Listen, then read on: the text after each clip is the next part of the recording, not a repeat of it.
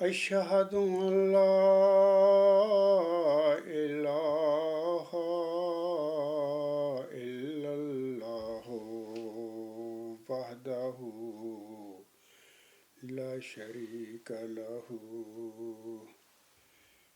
وأشهد أن محمدا عبده ورسوله أما بعد فأعوذ بالله من الشيطان الرجيم بسم الله الرحمن الرحيم الحمد لله رب العالمين الرحمن الرحيم مالك يوم الدين إياك نعبد وإياك نستعين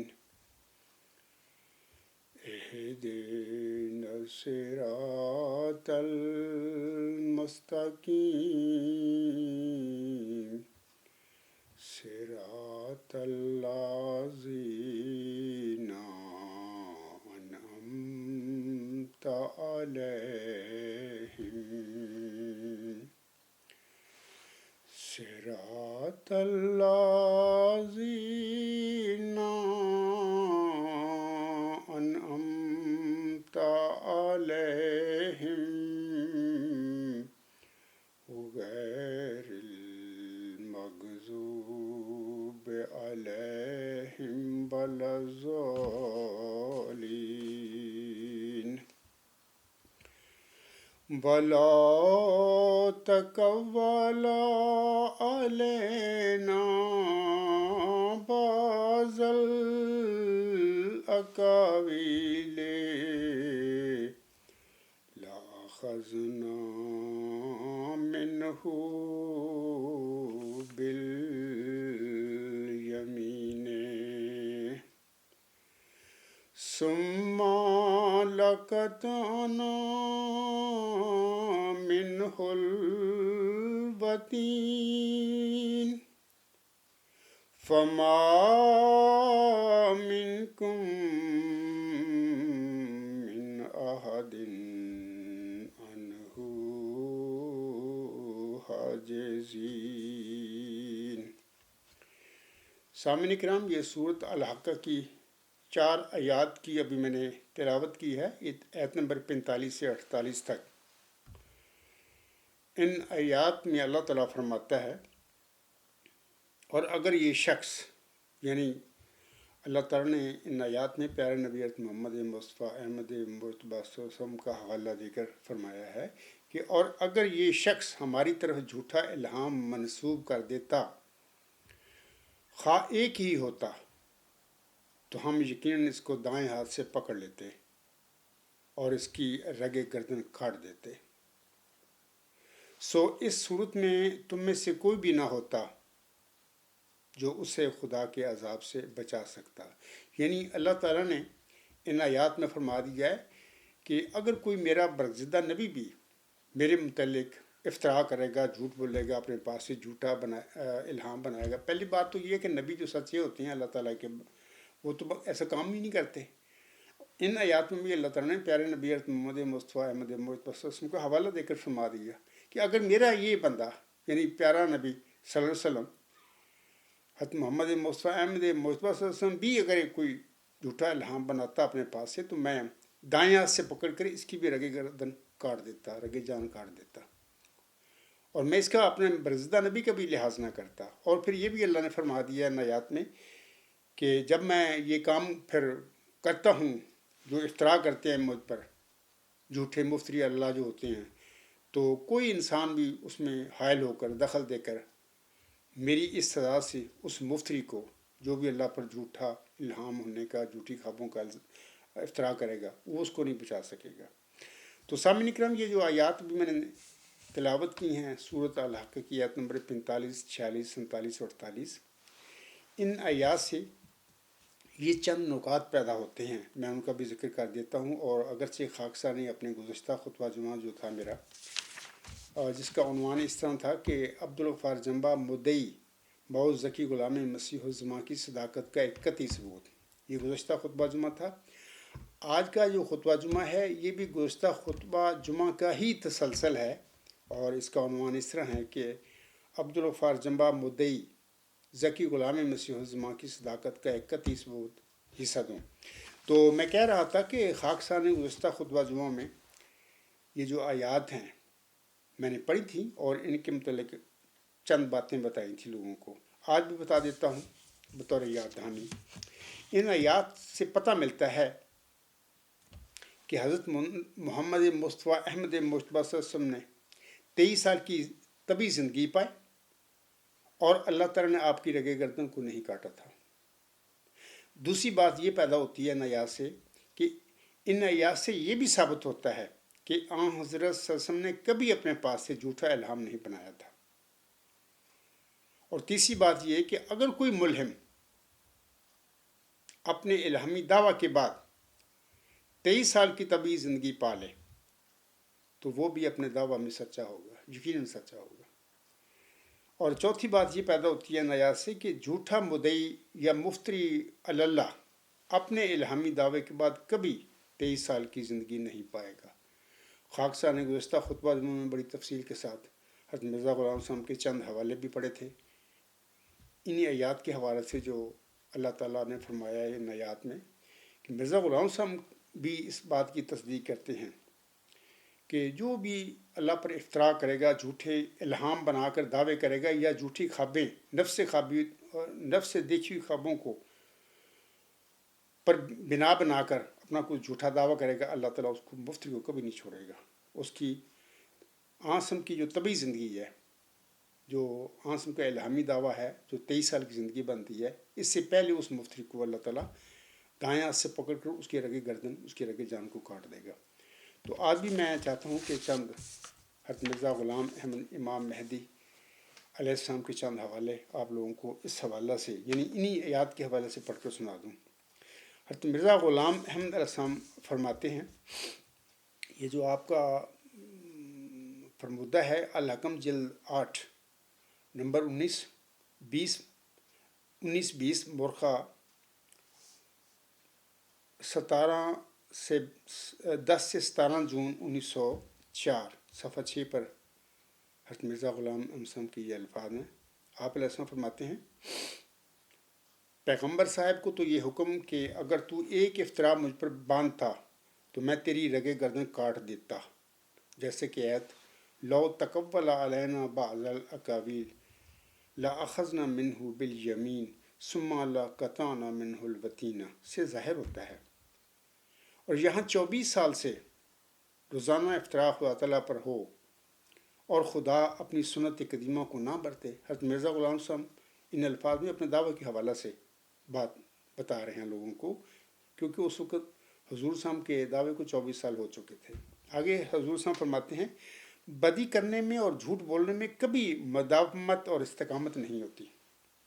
آخر کار انسان دروغ کو چھوڑ ہی دیتا ہے، لیکن کیا میری ہی فطرت ایسی ہو رہی ہے کہ میں 24 سال سے اس جھوٹ پر قائم ہوں اور برابر چل رہا ہوں، اور خدا تعالیٰ بھی بالمقابل خاموش ہے اور بالمقابل ہمیشہ تائیدات پر تائیدات کر رہا ہے۔ پیشگوئی کرنا یا علم غیب سے حصہ پانا کسی ایک معمولی ولی کا بھی کام نہیں، یہ نعمت اس کو عطا ہوتی ہے جو حضرت احدیت ماب بخاص عزت اور روحانیت رجاحت رکھتا ہے۔ تو یہ تو حضور صاحب کا ایک حوالہ ہے۔ اس کے بعد میں ایک اور حوالہ حضرت مرزا غلام صاحب کا پڑھ دیتا ہوں آپ لوگوں کے آگے۔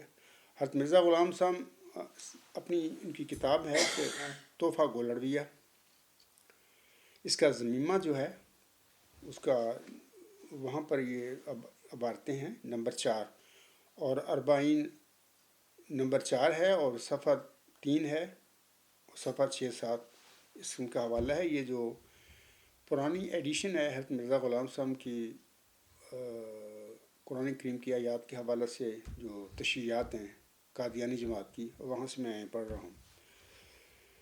حضرت مرزا غلام صاحب فرماتے ہیں خدا تعالیٰ قرآن شریف میں ایک شمشیر برہنہ کی طرح یہ حکم فرماتا ہے کہ یہ نبی یعنی پیارے نبی حضرت محمد مصطفیٰ احمد محمد صلی اللہ علیہ وسلم کہ اگر یہ نبی اگر میرے پر جھوٹ بولتا اور کسی بات میں اختراع کرتا تو میں اس کے رگے جان کاٹ دیتا، اور اس مدت دراز تک وہ زندہ نہ رہ سکتا۔ تو اب جب ہم اپنے اس مسیح موت کو اس پیمانہ سے ناپتے ہیں تو براہین احمدیہ کے دیکھنے سے ثابت ہوتا ہے کہ یہ دعویٰ من جانب اللہ ہونے اور مکالمات الہیہ کا قریباً 30 برس سے ہے، اور 21 برس سے براہین احمدیہ شائع ہے۔ پھر اگر اس مدت تک اس مسیح کا ہلاکت سے امن میں رہنا اس کے صادق ہونے پر دلیل نہیں، تو اس سے لازم آتا ہے کہ نعوذ باللہ حضرت صلی اللہ علیہ وسلم کا 23 برس تک موت سے بچنا آپ صلی اللہ علیہ وسلم کے سچا ہونے پر بھی دلیل نہیں ہے، کیونکہ جب کہ خدا تعالیٰ نے اس جگہ ایک جھوٹے مدعی رسالت کو 30 برس تک مہلت دی اور لو تقبل علینا کے وعدہ کا کچھ خیال نہ کیا، تو اس طرح نعوذ باللہ یہ بھی قریب قیاس ہے کہ حضرت صلی اللہ علیہ وسلم کو بھی باوجود کاذب ہونے کے مہلت دے دی ہو، مگر آسم کا کاذب ہونا محال ہے، پس جو مستلزم محال ہو وہ بھی محال، اور ظاہر ہے کہ یہ قرآنی استدلال بدیہی الظہور جبھی ٹھہر سکتا ہے جب کہ یہ قاعدہ کلی مانا جائے کہ خدا اس مفتری کو جو غفلت کے گمراہ کرنے کے لیے کہ جو خلقت کے گمراہ کرنے کے لیے معمور من اللہ ہونے کا دعویٰ کرتا ہو کبھی مہلت نہیں دیتا، کیونکہ اس طرح پر اس کی بادشاہت میں گڑبڑ پڑتی ہے اور صادق اور کاذب میں تمیز اٹھ جاتی ہے۔ اسی طرح ایک اور فرمودہ حضرت مرزا غلام صاحب کا اسی حوالے سے، یعنی یہ جو سورۃ الحاقہ کی آیات ابھی جو میں نے تلاوت کی ہیں اس کے حوالے سے میں پڑھ کر سنانا چاہتا ہوں سامعین کو۔ یہ الحکم جلد 11 نمبر 9 مرخص 17 مارچ 1907 صفحہ 1 پر حضور صاحب کے یہ الفاظ ہیں۔ حضرت مرزا غلام احمد صاحب فرماتے ہیں جو شخص انسانی سلطنت میں جھوٹا دعوے دار تحصیلداری یا چپراسی ہونے کا کرے اس کو پکڑا جاتا ہے اور سزا دی جاتی ہے، پھر کیا خدا کی سلطنت میں ایسا اندھیر چل سکتا ہے؟ خدا تعالیٰ فرماتا ہے وَلَوْ تَقَبَّلَ عَلَيْنَا بَعْضَ الْأَقَاوِيلِ لَأَخَذْنَا مِنْهُ بِالْيَمِينِ ثُمَّ لَقَطَعْنَا مِنْهُ الْوَتِينَ، یعنی اگر یہ نبی ہمارے اوپر بعض جھوٹی باتیں بنا لیتا تو ہم اس کا دانہ ہاتھ پکڑ لیتے اور اس کی رگ جان کو کاٹ دیتے، یعنی اگر یہ نبی سے حضور فرما رہے ہیں محمد صلی اللہ علیہ وسلم کے حوالے سے بات کر رہے ہیں۔ آگے حضور فرماتے ہیں یہ آیت صاف بیان کر رہی ہے کہ خدا تعالیٰ پر کوئی جھوٹی وحی و الہام بنانے والا جلد پکڑا جاتا اور نہ کامیاب ہو کر مرتا ہے۔ ایک اور حوالہ مرزا غلام صاحب کا سن لیجئے، اور یہ میں سب کچھ اپنے احمدی بہنوں بھائیوں اور بزرگوں جو ہیں جن کا خاص تعلق قادیانی جماعت سے ہے یا لاہوری سے ہے یا کسی اور گروپ سے ان کا تعلق ہے، میں ان کے افادہ کے لیے ان کی بھلائی کے لیے یہ باتیں میں بار بار مرزا غلام صاحب کے قلم سے جو باتیں نکلی ہوئی ہیں وہ پڑھ کر سنا رہا ہوں۔ حضور صاحب فرماتی ہیں یہ جو فرمودہ ہے بدر جلد نمبر 7 صفحہ 25 مورخہ 25 جون 1908 صفحہ 9 تا 10۔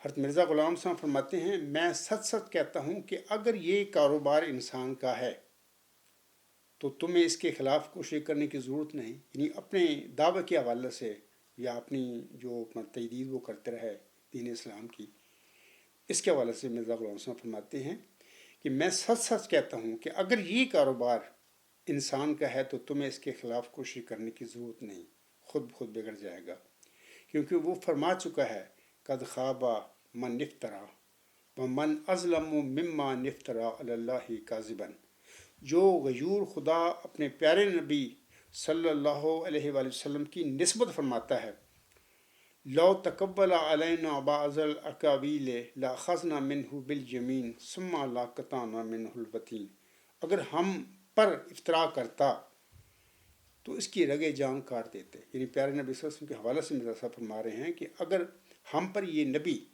یعنی پیارے نبی حضرت محمد مصطفیٰ احمد مصطفیٰ صلی اللہ علیہ وسلم افطرا کرتا تو میں اس کی رگے جان کاٹ دیتا. آگے حضرت فرماتے ہیں تو اسے ایک مجھ سے ادنا کی کیا پرواہ تھی جس کے لیے ایک چھری کافی تھی، اگر میں جھوٹا ہوتا تو کبھی کا ہلاک ہو گیا ہوتا. سامعین کرام، یہ تو حضرت مرزا غلام صاحب کے فرمودات تھے جو میں نے اپنے جو سننے والے ہیں میرے خطبات ان کی بھلائی کے لیے پڑھ کر آپ لوگوں کو سنائے ہیں. اللہ کرے کہ آپ لوگ سب اس سے فائدہ حاصل کریں. سامعین کرام، میں اب سامعین کو گزشتہ خطبہ جمعہ میں بتا چکا ہوں کہ خاکسار کے ساتھ یہ جو معاملہ ہوا میری بعثت کا، یہ 10 دسمبر 1983 میں دارالحمد جماعت احمدیہ لاہور، جماعت احمدیہ جو قادیان ہے اس کا ہاسٹل ہے، وہاں پر ہی رہ کر میں نے، دارالحمد اس کا نام ہے، وہاں پر ہی رہ کر میں نے پوسٹ گریجویشن کی تھی. تو امتحان ختم ہو گیا تھا وہاں پر. پھر میں سقراط کا جو نیکی علم ہے، کنسیپٹ ہے یا تصور ہے، اس کے متعلق سوچ بچار میں نے شروع کر رکھی تھی کہ میں اس کے متعلق کچھ لکھوں. تو بال انہی دنوں میں 10 دسمبر 1983 کی بات ہے کہ اس دن جمعہ کا دن تھا. تو میں نماز جمعہ سے فارغ ہو کر میں نے اپنے کمرے میں آ کر پھر اسی پر اپنا غور و فکر شروع کر دیا.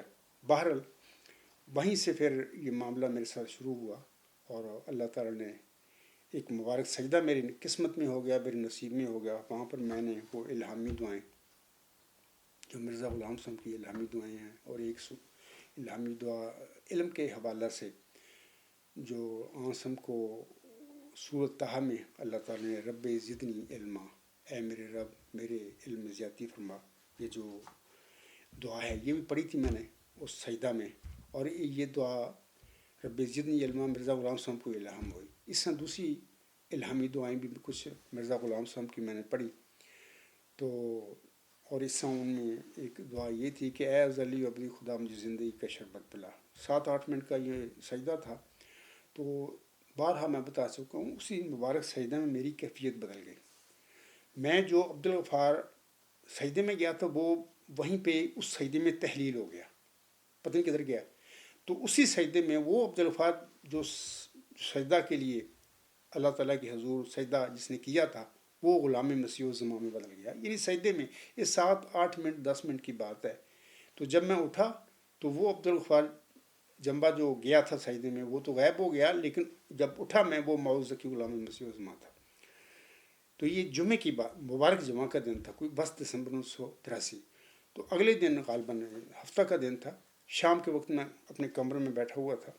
تو اس وقت مجھ پر یہ پہلا الہام ہوا ورچوئس گاڈ. تو سوچ بچار یہی کر رہا تھا میں کہ سقراط نے جس نیکی کو علم قرار دیا ہے اس تصور کی ماہیت کیا ہے.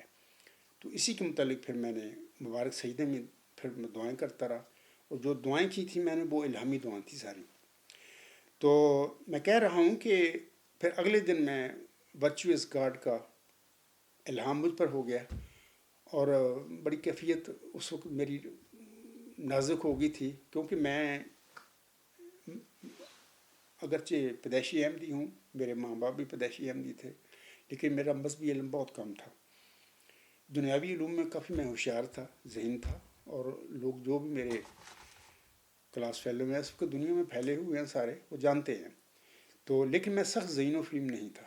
بہرحال وہ ورچوئس گاڈ کا جب الہام مجھ پر ہوا تو کافی خوف زدہ میں ہو گیا تھا، بلکہ اللہ تعالیٰ کے حضور میں تو رونا شروع ہو گیا کہ اللہ میں ان باتوں کو نہیں جانتا. تو بہرحال پھر شدت سے دوبارہ پھر اسی شام کو پھر دوبارہ پھر یہ الہام مجھ پر ہو گیا ورچوئس گاڈ. تو میں نے پھر تسلیم کر لیا، میں نے کہا اے اللہ جو تو فرما رہا ہے ٹھیک ہے. اللہ نے مجھے بتا دیا اس ورچوئس گاڈ الہام میں کہ سقراط نے جس نیکی کو علم قرار دیا تھا وہی خدا ہے، وہ خدا ہی تو ہے. تو بہرحال اس کے بعد پھر ایک سلسلہ شروع ہو گیا میرے ساتھ کہ اٹھتے بیٹھتے چلتے اللہ تعالیٰ کی طرف سے کچھ علم و حکمت کے متعلق باتیں میرے تک پہنچنی شروع ہو گئی، اور مذہب کے حوالے سے بھی دقیق راز جو ہیں کسی غیب سے مجھے پتہ چلنا شروع ہو گیا۔ تو اب سمجھ نہیں آ رہی تھی کہاں سے آتی ہیں باہر علوم میرے پاس آ رہے ہیں۔ باہر یہ ایک الہام اور وحی کا سلسلہ ہوتا ہے، کئی قسمیں ہوتی ہیں اس کی، کہ جس طرح اللہ تعالیٰ چاہتا ہے اپنے بندے کو پھر پڑھاتا ہے۔ تو اللہ تعالیٰ کی طرف سے مجھے پڑھانا شروع ہو گیا، میں پڑھنا شروع ہو گیا۔ اس کے بعد پھر میں مقصد بات کو کرتا ہوں کہ میں ادھر پرچویز گاڈ کا جو نظریہ ہے الہی یا اعلیٰ انتہائی ہماری نظریہ پاکستان میں لکھ کر، تو اس کے بعد پھر میری 1985 میں شادی ہو گئی تھی، تو 1986 میں اللہ تعالیٰ نے مجھے پہلا بیٹا بھی عطا فرما دیا۔ تو میں 1986 میں پھر ادھر جرمنی آ گیا، تو اللہ تعالیٰ کے حکم پر آیا تھا، اور یہاں پر میں کوئی دنیا کمانے نہیں آیا تھا۔ لیکن یہ باتیں بتانے والی نہیں ہوتی، سوائے میری بیوی کو یا میری ماں کو پتہ تھا، میں نے ماں کو ان کو بتا دیا تھا۔ تو باقی ایک آدھ دوست تھے میرے، رشتہ دار بھی تھے، ان کو پتہ تھا، باقی کسی کے ساتھ میں نے بات نہیں کی۔ ادھر کیل میں آ کر میں کہ لمبا عرصہ 16-17 سال میں اپنا یہاں پر اللہ نے مجھے توفیق دی کہ میں جماعتی یعنی دینی کام کرتا رہا، اور پورا مطالعہ کیا، مرزا غلام صاحب کی کتابوں کا کیا پورا۔ اور یہ ان باتوں کا کیل کے جو دوست احباب تھے اس زمانے کے، ان کو کوئی پتہ نہیں۔ تو بہر امام الصلاۃ بھی تھا میں، تو اللہ تعالیٰ نے توفیق بخشی، نماز جمعہ میں ہی پڑھایا کرتا تھا۔ تو بہر اس کے بعد نا پھر میں نے اللہ تعالیٰ کے حکم پر مرزا طاہر کو 3 خط لکھے، جن کا گزشتہ خطبہ جمعہ میں ذکر کر چکا ہوں۔ تو آج بھی تھوڑا سا بتا دیتا ہوں کہ پہلا خط میں 2 اپریل 1993 کو لکھا، اور پھر دوسرا خط میں 22 فروری 1997 کو لکھا مرزا طاہر کو، اور تیسرا خط 2 مئی 2002 کو میں نے لکھا۔ یہ سارے خطوط جو ہیں، خاکسار کی جو کتاب ہے غلام مسیح العظمیٰ، اس میں سے دوست پڑھ سکتے ہیں۔ اور پھر مرزا طاہر نے جو ان کے جواب دیے وہ بھی الغلام.com جو ہماری ویب سائٹ ہے، اس پر خطوط سیکشن جو ہیں وہاں پر آپ پڑھ لینا، میرے خطوط بھی پڑھ لینا، وہاں پر مرزا طاہر نے جو جواب دیے وہ بھی نقل ہیں، تو وہ بھی پڑھ لینا۔ اور کتاب غلام مسیح العظمیٰ میں غالباً مرزا طاہر کی وہ جوابی خط نہیں ہیں، میرے ہی صرف خط ہیں، تو باہر دوست وہاں سے پڑھ لیں۔ سامعین کرام، 1983 سے اگر میں یہ شمار کروں جب میں نے پہلا خط مرزا طاہر کو لکھا تھا، اس وقت سے بھی اگر اپنے دعویٰ کے حوالے سے میں بات کروں تو پھر بھی میرے دعوے کو 30 سال سے زیادہ عرصہ ہو گیا ہے۔ تو اب سوال یہ پیدا ہوتا ہے کہ مرزا غلام صاحب کے ابھی میں نے سورۃ الحقہ کی جو چند آیات تلاوت کی، اس کے حوالے سے بتایا ہے کہ اللہ تعالیٰ مفتری کو کبھی نہیں چھوڑتا، اس کو دائیں ہاتھ سے پکڑ کر اللہ تعالیٰ اس کا کام تمام کر دیتا ہے۔ یار عجیب بات ہے کہ 1993 میں نے مرزا طاہر کے آگے اپنا دعویٰ رکھ دیا تھا، اور باقاعدہ ادب کے ساتھ دعویٰ رکھا کہ اے میرے سید، اے میرے آقا۔ تو بہرحال یہ لوگ نئے سید ہیں، نئے آقا تھے۔ بہرحال میں نے اس کے باوجود بڑی عز و انکساری کے ساتھ اپنا دعویٰ ان کے آگے رکھا، لیکن بہرحال اس وقت وہ دنیا میں خدا بنے ہوئے تھے۔ بہرحال اللہ تعالیٰ ان پر رحم فرمائے، اس دنیا سے جا چکے ہیں۔ تو باقی میں بتا دیتا ہوں کہ اگر کسی انسان کا دعویٰ آسم کی جو مدت الہام ہے یعنی 23 سال سے زیادہ اگر ہو جائے تو لازمی وہ بندہ صادق ہوگا اپنے دعوے میں۔ تو اس حوالے سے میں چاہتا ہوں کہ لوگ تھوڑا سا ایک ویڈیو کلپ سن لیں۔ السلام علیکم۔ آج ہم ایک بہت دلچسپ مضمون کا جائزہ لے رہے ہیں۔ یہ مضمون حضرت مرزا غلام احمد، جنہیں جماعت احمدیہ مسیح موعود علیہ السلام مانتی ہے، ان کی صداقت کے دلائل پر روشنی ڈالتا ہے۔ بالکل، اور یہ دلائل خاص طور پر قرآن کریم کی سورۃ الحقہ کے 3 آیات 45 سے 47 پر مبنی ہیں۔ بالکل، اور ہمارا جو ماخذ ہے وہ آسک احمدیات ویب سائٹ کا ایک مضمون ہے، ثبوت صداقت حضرت مسیح موعود از سورہ احاقہ 45 تا 47۔ تو آج کوشش یہ ہوگی کہ سمجھیں کہ یہ مضمون کیسے ان آیات کو ایک معیار کے طور پر پیش کرتا ہے سچے الہامی دعوے دار کو پرکھنے کے لیے۔ جی، آئیے دیکھتے ہیں اس میں کیا نکات ہیں۔ سب سے پہلے وہ بنیادی آیات جن کا ذکر ہے میں ان کی تلاوت کر دیتا ہوں۔ اعوذ باللہ من الشیطان الرجیم، بسم اللہ الرحمن الرحیم۔ وَلَوْ تَقَوَّلَ عَلَيْنَا بَعْضَ الْأَقَاوِيلِ لَأَخَذْنَا مِنْهُ بِالْيَمِينِ ثُمَّ لَقَطَعْنَا مِنْهُ الْوَتِينَ۔ اس کا ترجمہ کچھ یوں ہے، اور اگر وہ نبی بعض باتیں جھوٹے طور پر ہماری طرف منسوب کر دیتا تو ہم اسے ضرور دائنے ہاتھ سے پکڑ لیتے، پھر ہم یقیناً اس کی رگے جان کاٹ ڈالتے۔ اچھا، تو مضمون جو ہے وہ ان آیات سے ایک اصول اخذ کرتا ہے۔ جی، وہ اصول یہ ہے کہ اللہ تعالیٰ کسی ایسے شخص کو جو جان بوجھ کر اللہ پر جھوٹ باندھے یعنی افترا کرے، اسے لمبی مہلت یا کامیابی نہیں دیتا۔ یعنی جھوٹا دعویٰ کرنے والے کو؟ جی، جو خدا کی طرف منسوب کر کے جھوٹ بولے۔ مضمون کہتا ہے کہ ایسے شخص کو اللہ کی طرف سے جلد سزا ملتی ہے، گویا یہ ایک الہی قانون ہے۔ میرے پر جھوٹ بولتا تو میں اس کی رگے جان کاٹ دیتا۔ اور پھر وہ اپنے دعوے کے بارے میں اسی حوالے سے فرماتے ہیں، جب ہم اپنے اس مسیح موعود کو اس پیمانہ سے ناپتے ہیں تو براہین احمدیہ کے دیکھنے سے ثابت ہوتا ہے کہ یہ دعویٰ منجانب اللہ ہونے کا قریباً 30 برس سے ہے اور 21 برس سے براہین احمدیہ شائع ہے۔ اچھا، تو براہین احمدیہ ان کی بہت شروع کی کتاب ہے۔ جی بالکل، ابتدائی اہم تصانیف میں سے ہے۔ تو یہاں مضمون یہ نقطہ اٹھا رہا ہے کہ دعوے کی جو طوالت ہے، یعنی 30 سال کا عرصہ گزر گیا اور کوئی الہی پکڑ نہیں ہوئی، تو ان آیات کی روشنی میں یہ چیز ان کی سچائی کی دلیل بن جاتی ہے۔ یعنی یہ استدلال براہ راست قرآن کی آیت کی تشریح پر مبنی ہے کہ جھوٹے مدعی کو مہلت نہیں ملتی۔ جی بالکل، مضمون کی تشریح یہی ہے۔ اور اسی اقتباس میں وہ آگے ایک بہت اہم بات کہتے ہیں۔ وہ فرماتے ہیں کہ اگر اتنی لمبی مدت مطلب 30 سال تک محفوظ رہنا سچائی کی دلیل نہیں بنتا تو پھر نعوذ باللہ حضرت صلی اللہ علیہ وسلم کا 23 سال تک محفوظ رہنا بھی دلیل نہیں ہوگا۔ اچھا، یہ تو بہت مضبوط تقابلی دلیل ہے۔ جی، وہ لکھتے ہیں یہ قرآنی استدلال بدیہی الظہور جب ہی ٹھہر سکتا ہے جبکہ یہ قاعدہ کلی مانا جائے کہ خدا اس مفتری کو جو خلقت کے گمراہ کرنے کے لیے مامور من اللہ ہونے کا دعویٰ کرتا ہو کبھی مہلت نہیں دیتا۔ یعنی یہ اصول صرف کسی ایک نبی کے لیے نہیں بلکہ ایک یونیورسل، ایک عالمگیر اصول ہونا چاہیے، تبھی یہ دلیل بن سکتا ہے۔ بالکل، اسی عالمگیریت والے نقطے پر مضمون میں ایک اور اقتباس سے زور دیا گیا۔ یہ ان کی کتاب حقیقت الوحی سے ہے۔ وہ لکھتے ہیں یہ آیت اگرچہ حضرت صلی اللہ علیہ وسلم کے بارے میں نازل ہوئی ہے لیکن اس کے معنوں میں عموم ہے، یعنی یہ سب کے لیے ہے۔ جی، وہ وضاحت کرتے ہیں کہ جیسا کہ تمام قرآن شریف میں یہی محاورہ ہے کہ بظاہر اکثر امر و نہی کے مخاطب حضرت صلی اللہ علیہ وسلم ہوتے ہیں لیکن ان احکام میں دوسرے بھی شریک ہوتے ہیں۔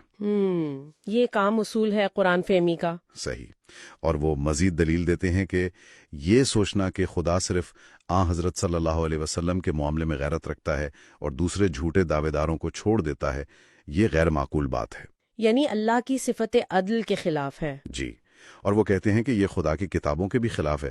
فرماتے ہیں اب تک تورات میں بھی یہ فقرہ موجود ہے کہ جو شخص خدا پر افطرا کرے گا اور جھوٹا دعوی نبوت کا کرے گا وہ ہلاک کیا جائے گا۔ اچھا، تو تورات کا حوالہ بھی دیا گیا ہے۔ جی ہاں، اور ایک اور تاریخی دلیل بھی دیتے ہیں۔ علاوہ اس کے قدیم سے علماء اسلام آیت لو تقول علینا کو عیسائیوں اور یہودیوں کے سامنے حضرت صلی اللہ علیہ وسلم کی سچائی کے لیے بطور دلیل پیش کرتے رہے ہیں۔ تو گویا مضمون یہ ثابت کر رہا ہے کہ یہ کوئی نئی بات نہیں بلکہ ایک تسلیم شدہ اصول رہا ہے مسلمانوں میں بھی۔ بالکل، یہ اس اصول کے عالمگیر ہونے پر زور دیتا ہے۔ تو یہ دلائل اس معیار کو کافی مضبوطی سے پیش کرتے ہیں کہ یہ صرف ایک شخص کے لیے نہیں بلکہ ایک عمومی الہی قانون ہے۔ اور پھر مضمون ایک اور پہلو بھی سامنے لاتا ہے جو کہ دعوے دار کا اپنا ذاتی یقین ہے۔ ایک غلطی کا ازالہ نامی کتابچے سے ایک اقتباس ہے جس میں حضرت مسیح موعود علیہ السلام قسم کھا کر اپنے دعوے اور وحی کی سچائی بیان کرتے ہیں۔ قسم کھا کر؟ جی، وہ فرماتے ہیں مجھے اس خدا کی قسم ہے جس نے مجھے بھیجا ہے کہ اس نے مسیح موعود بنا کر مجھے بھیجا ہے، اور اپنی وحی کے بارے میں کہتے ہیں میں جیسا کہ قرآن شریف کی آیات پر ایمان رکھتا ہوں ایسا ہی خدا کی اس کھلی کھلی وحی پر ایمان لاتا ہوں جو مجھے ہوئی۔ بہت پختہ یقین کا اظہار ہے۔ جی، اور آخر میں یہ بھی میں بیت اللہ میں کھڑے ہو کر یہ قسم کھا سکتا ہوں کہ وہ پاک وحی اسی خدا کا کلام ہے جس نے حضرت موسیٰ و عیسیٰ و محمد مصطفیٰ صلی اللہ علیہ وسلم پر اپنا کلام نازل کیا تھا۔ تو خلاصہ اگر کریں تو یہ مضمون کئی زاویوں سے دلیل لا رہا ہے۔ ایک تو بنیادی طور پر سورۃ الحاقہ کی آیات اور ان سے نکالا گیا اصول۔ جی، پھر عقلی دلائل جیسے خدا کا عدل اور جھوٹے مدعی کو سزا دینا، صحیح۔ پھر تاریخی حوالے جیسے علماء کا استدلال اور توریت کا ذکر، اور آخر میں خود دعوے دار کا اپنا ذاتی پختہ یقین اور حلفیہ بیان، یہ سب مل کر ان کی صداقت کے حق میں پیش کیا جا رہا ہے۔ بالکل صحیح خلاصہ کیا آپ نے۔ تو آج ہم نے جو مضمون دیکھا اس کا لب لباب یہی تھا کہ سورۃ الحاقہ کی یہ آیات ایک الہی معیار ہیں۔ مضمون کے مطابق خدا جھوٹے دعوے داروں کو لمبی کامیابی یا مہلت نہیں دیتا، جی، اور اسی معیار کی بنیاد پر حضرت مسیح موعود علیہ السلام کے دعوے کی طویل مدت ان کی زندگی میں پھیلاؤ اس کو ان کی سچائی کی ایک اہم دلیل کے طور پر پیش کیا گیا ہے۔ صحیح کہا۔ اور یہاں شاید ایک بات سوچنے کے لیے چھوڑی جا سکتی ہے کہ اگر اس معیار کو جیسا کہ مضمون نے پیش کیا تسلیم کیا جائے تو پھر لوگ دوسرے تعریفی یا مؤثر دعووں کو اس معیار پر کیسے پرکھ سکتے ہیں؟ اچھا سوال ہے۔ اور کیا اس معیار کو ہر جگہ ہر حال میں عالمگیر طور پر لاگو کرنے میں کوئی چیلنجز یا پیچیدگیاں ہو سکتی ہیں؟ یہ سامنے کرام، آپ لوگوں نے کلپ سن لیا، یہ بھی میں نے جماعت احمدیہ قادیان کی کوئی ویب سائٹ ہے وہاں سے مجھے ملا تھا، تو آپ لوگوں نے سن لیا، بڑی تشریح کی ہے۔ یہ جو ویڈیو کلپ میں جو بات کر رہے ہیں دوست، ایک عورت ہے ایک مرد ہے، وہ بات کر رہے ہیں، تو میں سمجھتا ہوں الحمدللہ اللہ تعالیٰ نے اس عاجز کی صداقت پر مہر تصدیق ثبت کر دی۔ باقی لوگوں کو جو جن کے آگے وہ لوگ کوئی مدعی کھڑا ہوتا ہے، یا جس قوم میں اللہ تعالیٰ کسی معمور کو مبعوث فرماتا ہے، وہ اس کا منوانا کام نہیں ہوتا کہ وہ اپنے دعوے کو منوائے۔ اس کا کام یہی ہوتا ہے وہ کھول کھول کر اپنی باتیں جو اللہ تعالیٰ کی طرف سے اس تک پہنچی ہیں وہ کھول کھول کے لوگوں کو بتا دے۔ باقی لوگ آزاد ہیں، مانے نہ مانے، کیونکہ سب نے مرنا ہے، مرنے کے بعد پھر فیصلے ہوں گے۔ اگر کوئی مدعی ایسا ہے جو جھوٹے افتراء کرتا ہے اپنے دعویٰ کے حوالے سے، تو اسی دنیا میں اللہ تعالیٰ اس کو نہیں چھوڑتا، مفتری اللہ کو دائیں ہاتھ سے پکڑ کر اس کی رگے جان کاٹ دیتا ہے۔ تو الحمدللہ میں 30 سال سے زیادہ میرا، اگر میں 1993 سے بھی دعوے کو شمار کروں، جبکہ 30 سال سے 10 دسمبر 1983 جب پہلا مجھ پہ الہام ہوا تھا ورچوئس گاڈ، ان کو کون کون تو 40 سال ہو گئے ہیں۔ تو یہ کیسے ہو سکتا ہے کہ اللہ تعالیٰ پر ایک بندہ تواتر کے ساتھ جھوٹ بولتا پھر رہا ہو اور ایک جماعت میں ہو اور زندہ موجود ہو، 40 سال اس کو دعوے کو ہو گئے ہوں، لیکن اس کے باوجود بھی اللہ تعالیٰ اس کو دائیں ہاتھ سے پکڑ کر اس کی وطین کو قطع نہ کرے تھے، اس کا مطلب وہ سچا ہے۔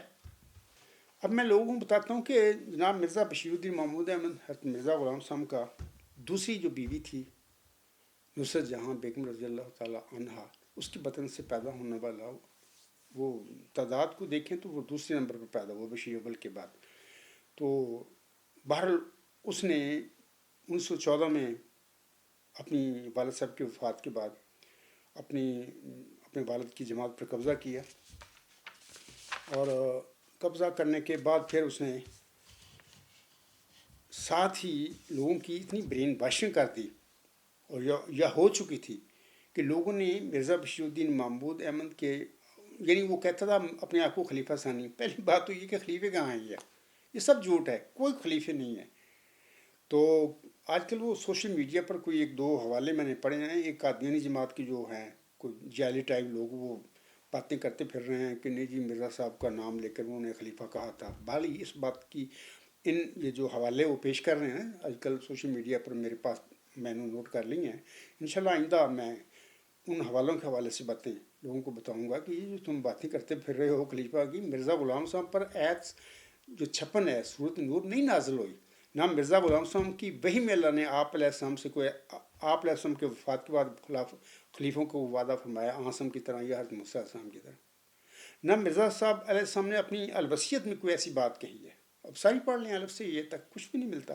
یہ بعد میں پھر سب سے پہلے آغاز تو حضرت مولوی نور الدین رضی اللہ تعالیٰ عنہ سے ہوا، وہ بھی سادہ آدمی تھے، درویش تھے، اور لیکن متقی تھے، اور مرزا غلام صاحب کے وجود میں فنا تھے۔ اپنی لا علمی میں وہ جو کہتے رہے، اپنی جو ان کا دور اقتدار تھا 6 سال غالباً تھا، مجھے اللہ نے خلیفہ بنایا ہے وغیرہ اس کی باتیں، مطلب کہ یہ کہتے رہے یہ قادیان کی باتیں ہیں، اور مرزا غلام صاحب کے جو بچے تھے یہ سارے یہ سن رہے تھے اور ان کو نوٹ کر رہے تھے ان کی باتوں کو، کہ کیونکہ انہوں نے اس کو یوز کرنا تھا۔ مرزا مولوی نور الدین رضی اللہ تعالیٰ عنہ کی ان جو باتیں تھیں ان کو بعد میں انہوں نے پھر یوز کرنا تھا۔ پھر بعد میں 1914 سے پھر خلیفہ ثانی بن بیٹھا، اور پھر اس وقت کے جو مولوی تھے علماء تھے تو انہوں نے بھی اپنی تحریر و تقریر میں یہ نعرے لگانے شروع کر دیا مرزا بشیر الدین محمود کے متعلق کہ قدرت ثانی کا مظہر ثانی، یا مسلم موت بھی، حالانکہ کچھ نے دعویٰ ہی نہیں کیا۔ تو ان شاء اللہ تعالیٰ میں کوشش کروں گا کہ خطبہ جمعہ میں ان کے اس کی چیزیں آپ لوگوں کو دکھا بھی دوں، آپ خود دیکھ لینا، پڑھ لینا کہ 1914 میں مرزا بشیر الدین محمود کے قبضہ کرتے ہی لوگوں نے اس کے متعلق یہ دعوے کرنے شروع کر دیے کہ مظہر قدرت ثانیہ یا قدرت ثانیہ کا مظہر ثانی۔ حالانکہ قدرت ثانی کے حوالے سے بھی میں نے بارہا باتیں کی ہوئی ہیں کہ سب جھوٹ بولا گیا ہے اس قادیانی جماعت میں، اور مس یوز کیا گیا ہے مرزا غلام صاحب کی تحریروں کو، اور مولوی نور الدین رضی اللہ تعالیٰ عنہ کے بیانات کو بھی مس یوز کیا گیا ہے۔ بل اور ساتھ ہی 1914 میں یہ جو قادیانی جماعت کے مولوی تھے انہوں نے اعلان کرنا شروع کر دیے کہ بشیر الدین محمود احمد کے متعلق مسلم موت، یعنی یہ آپ لوگ دیکھنا ان شاء اللہ تعالیٰ میں آپ لوگوں کو دکھا بھی دوں گا خطبہ جمعہ میں 1914 کی جو چھپی ہوئی مضامین ہیں وہ آپ دیکھنا کہ وہاں پر جو قادیانی جماعت کے ارباب و اختیار تھے یا مولوی تھے انہوں نے یہ کام شروع کر دیے۔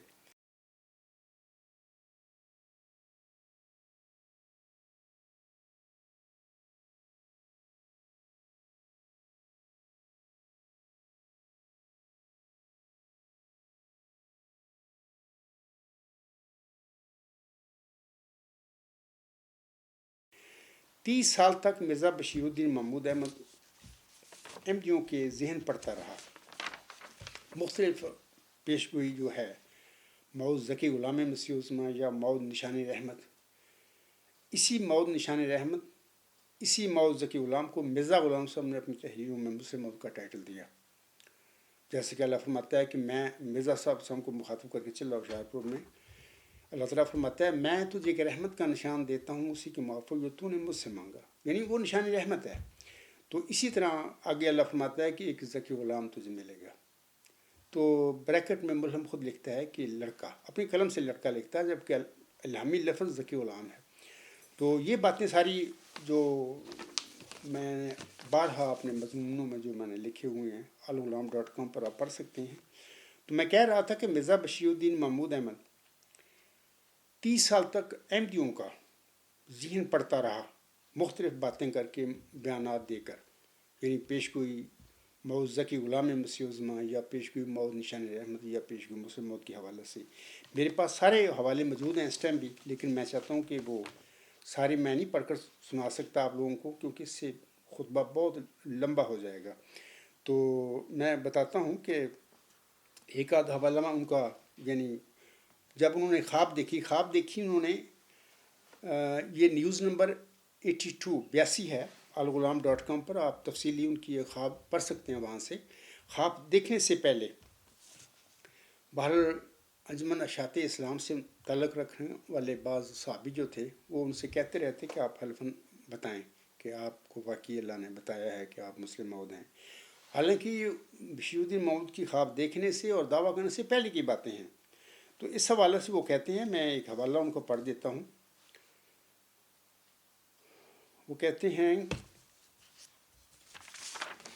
یہ حوالہ تاریخ احمدیہ جلد نہم صفحہ 486 487، یہ الفاظ ہیں۔ مثال کے طور پر وہ کہتے ہیں مرزا بشیر الدین محمود احمد خواجہ کمال الدین صاحب کو جواب دیتے ہوئے، جب خواجہ کمال الدین صاحب نے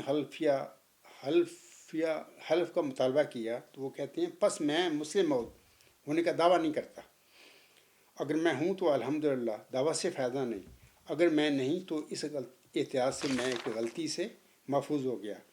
بعض لوگ مجھے وہ موعود سمجھتے ہیں، میں ان کو بھی نہیں روکتا، ہر ایک شخص کا اپنا خیال تحقیق ہے اور خلاف شریعت نہیں۔ میں سامعین کو بتاتا ہوں اس سے بڑی خلاف شریعت بات کیا ہو سکتی ہے کہ ایک بندہ دعویٰ بھی نہیں کرتا، اس کے متعلق مرزا غلام صاحب کو ماننے والے مولوی ارباب اختیار مسلم موت کے نعرے لگانے شروع کر دی۔ اس سے خلاف شریعت اور کیا بات ہو سکتی ہے؟ ایک بندے نے دعویٰ ہی نہیں کیا، ان کو کہاں سے پتہ لگ گیا؟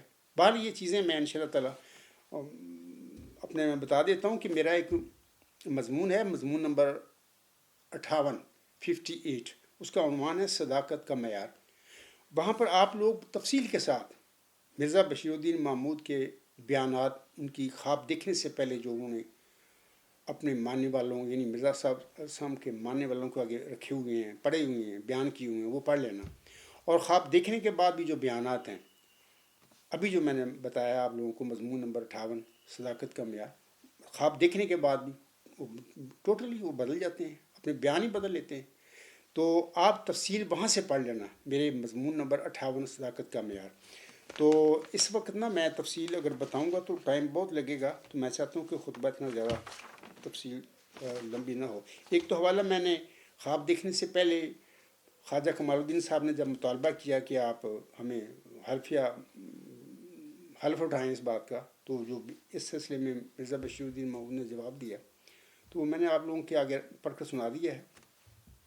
علاوہ اس کے میں ایک اور حوالہ ان کو پڑھ دیتا ہوں۔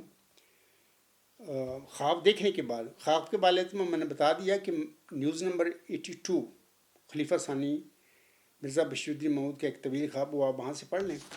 اس کے بعد نا یہ خواب دیکھنے کے بعد نا پھر یہ جو بیان دیتے ہیں وہ بھی خاکسار کی ویب سائٹ پر ساری ابھی میں نے آپ لوگوں کو بتایا ہے کہ وہاں پر موجود ہے۔ خواب دیکھنے کے بعد کیا کہتے ہیں؟ کہتے ہیں کہ یہ الفضل 1 فروری 1944 صفحہ 5 کالم 2، دیکھیں نا، پہلے کیا بیان دیے خواب دیکھنے سے پہلے، اور پھر بعد میں کیا کہتے ہیں۔ یہ دیکھیں یہ کیا فرما رہے ہیں۔ آج میں نے پہلی دفعہ وہ تمام پیشگوئیاں منگوا کر اس نیت سے دیکھیں کہ میں ان پیشگوئیوں کی حقیقت کو سمجھوں اور دیکھوں کہ اللہ تعالیٰ نے ان میں کیا کچھ بیان فرمایا ہے۔ یہ جو بیان 1 فروری 1944 کا الفضل کا یہ بیان ہے ان کا، دیکھیں نا وہ محاورہ ہے نا، دروگو را حافظہ ناباشد، جو جھوٹا آدمی ہوتا ہے نا، مفتری ہوتا ہے، اس کا حافظہ کام نہیں کرتا، وہ بھول جاتا ہے کہ پہلے میں کیا کہہ چکا ہوں، اب میں کیا کہہ رہا ہوں۔ تو یہی آپ دیکھیں گے نا، یہ مضمون نمبر میرا 58 صداقت کا معیار، تو آپ دیکھیں گے اس کے بیان پڑھیں، خواب سے پہلے والے بھی اور خواب کے بعد والے بھی، سب تضاد ہے ان میں۔ یعنی ایک صادق جو انسان ہوتا ہے، اللہ کا سچا بندہ ہوتا ہے، جس کو اللہ مامور فرماتا ہے، اس کی باتوں میں تضاد نہیں ہوتا۔ ہاں، لا علمی میں جب تک اللہ تعالیٰ کسی وحی اور الہام کی خبر نہیں دیتا، وہ اتحادی طور پر کچھ باتیں کرتا ہے، اس میں صحیح بھی ہو سکتا ہے۔ مثال دیتا ہوں آپ لوگوں کو، مرزا غلام صاحب پر جب چلہ ہوشیارپور میں یہ وحی نازل ہوئی موعود نشان رحمت کے حوالے سے، جب آپ علیہ السلام کی یہ وحی یعنی الہامی پیش ہوئی جو تھی یہ شائع ہوئی، تو مرزا صاحب نے لکھا ایک ذکی غلام تجھے ملے گا۔ ذکی غلام کے آگے بریکٹ میں مرزا صاحب نے اپنے قلم سے لڑکا لکھا۔ تو یہ اتحاد تھا آپ کا، تو یہ اتحاد ٹھیک نہیں تھا، کیونکہ وہ ذکی غلام حضور اسلام کے گھر میں بطور جسمانی لڑکا تو پیدا ہی نہیں ہوا، اللہ نے دیا ہی نہیں۔ یہ لمبی تفصیل ہے، اس کو میں چھوڑتا ہوں، بارہا بتا چکا ہوں۔ اور اللہ تعالیٰ نے، مرزا صاحب اپنی اولاد میں ڈھونڈتے رہے ذکی غلام کو، اس مسلم موت کو، لیکن اللہ نے نہیں دیا۔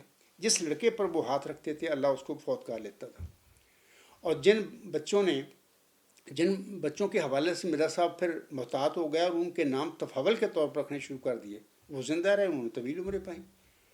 اور پھر آخری بچہ 14 جون غالباً 1899 کو مبارک من پیدا ہوا۔ اس کے بعد کوئی مرزا غلام صاحب کے گھر میں کوئی نرینہ اولاد پیدا نہیں ہوئی، لیکن 8 الہامی بشارتیں ذکی غلام اور اس کے دیگر صفاتی ناموں کے ساتھ مرزا غلام صاحب پر نازل ہوئیں۔ آپ لوگ ساری الغلام.com پر نیوز نمبر 160 پر آئیے، پڑھ سکتے ہیں وہ الہام۔ تو اور یہ بیٹے جو ہیں جن کے تفاول کے طور پر نام رکھے، انہی میں سے ایک بیٹا مرزا بشیر الدین محمود احمد جو تھا، انہوں نے پھر بڑے ہو کر جھوٹے دعوے کیے، جھوٹے دعوے کر کے پھر اپنی شہرآگی کٹائی۔ اور پھر میں ابھی کہا ہے نا کہ وہ خواب دیکھنے سے پہلے کیا بیان دیتے رہے، یہ میرا مضمون نمبر 58، اور خواب دیکھنے کے بعد کیا بالکل ٹوٹلی تضاد ان کے بیانوں میں کیا بیان دیتے رہے۔ یعنی ایک جو تضاد ہے صادق کی باتوں میں نہیں ہوتا ہے، اتنا بڑا تضاد ایک مفتی کے بیانوں میں ہو سکتا ہے۔ تو آپ لوگ وہاں پر تفصیل سے دیکھ لینا۔ اب میں سامعین کو بتا دیتا ہوں کہ ان کے جو دعوے تھے، انہوں نے غالباً جنوری یعنی 7-8 جنوری لاہور میں انہوں نے ایک خواب دیکھا، اور شیخ بشیر احمد تھے، غالباً بشیر احمد ان کی مکان پر یہ رہے تھے، تو وہاں پر انہوں نے ایک خواب دیکھی، تو بڑی تفصیلی خواب ہے، نیوز نمبر 82 پر آپ وہ خواب ان کی پڑھ لیں، تو خواب دیکھنے کے بعد پھر اس نے اس سال مختلف جگہ پر 4 دفعہ انہوں نے حلفاً دعوے کیے۔ میں صرف ان کے حوالے آپ لوگوں کے آگے پڑھوں گا کیونکہ اس کا خطبہ بہت لمبا ہو جائے گا۔ یہ انوار العلوم جلد 17 صفحہ 161، ان کا دعویٰ مسلم موعود کے متعلق پرشوکت اعلان، یہ آپ لوگ وہاں سے پڑھ لینا، وہاں سے میں نے حوالہ آپ کو بتا دیا ہے۔ دوسرا یہ ہے کہ انہوں نے خطبہ جمعہ برقع 28 جنوری 1944، میں ہی پیشگوئی مسلم موعود کا مصداق ہوں، تو یہ میں نے حوالہ آپ کو دے دیا، وہاں پر آپ لوگ پڑھ لینا کہ کس طریقے سے انہوں نے یہ بڑی تحدی کے ساتھ ایک قسم اٹھا کر حلف اٹھا کر یہ دعویٰ کیا کہ میں ہی مسلم موعود ہوں۔ اچھا، اس کے بعد میں ایک اور بتا دیتا ہوں آپ لوگوں کو کہ مثال کے طور پر 12 مارچ 1944 کو مرزا بشیر الدین محمود احمد لاہور میں بامقام لاہور یہ بڑی وضاحت کے ساتھ یہ قسم کھاتے ہیں، میں وہ پڑھ دیتا ہوں ان کی، اس کے جو تقریر ہے ان کی، آپ انوار العلوم جلد 17 صفحہ 229 پر ان کے یہ الفاظ پڑھ سکتے ہیں۔ تو یہ جو ان کی تقریر تھی اس کا عنوان اس طرح تھا کہ میں ہی مسلم موعود کی پیشگوئی کا مصداق ہوں۔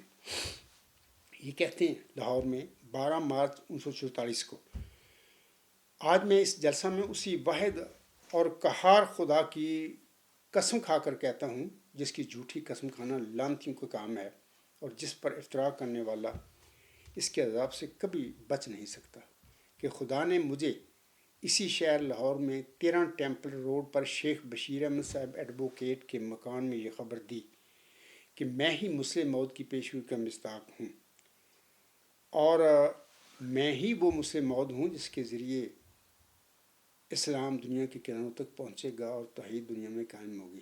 اب دیکھیں، میں سامعین سے صرف سادہ سی بات بتا دیتا ہوں۔ پہلی بات تو یہ ہے کہ مرزا غلام صاحب کا جو الہامی بشارتیاں وہ بتا رہی ہیں کہ اللہ تعالیٰ نے مرزا غلام صاحب کے جسمانی اولاد کو پیشگوئی مسلم موعود کے دائرہ بشارت سے باہر نکال دیا۔ نیوز نمبر 160 الغلام.com پر دیکھیں، یہ جھوٹی قسمیں کھا رہا ہے۔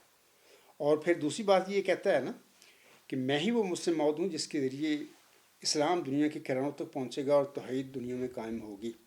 اب خود اندازہ کر لیں، میں احمدی بہنوں بھائیوں اور بزرگوں سے کہوں گا، خواہ ان کا جماعت احمدیہ قادیان سے تعلق ہے، لاہور سے تعلق ہے یا کسی اور گروپ سے تعلق ہے، آپ خود دیکھیں کہ مرزا بشیر الدین محمود احمد 1965 کو فوت ہو گئے تھے، آج 2025 ہے، اب بھی آپ سمجھتے ہیں کہ وہ اس دنیا میں وہ چلے گئے 1965 میں، تو کیا دنیا میں وہ اسلام کو دنیا کے کناروں تک پہنچا کر گئے تھے؟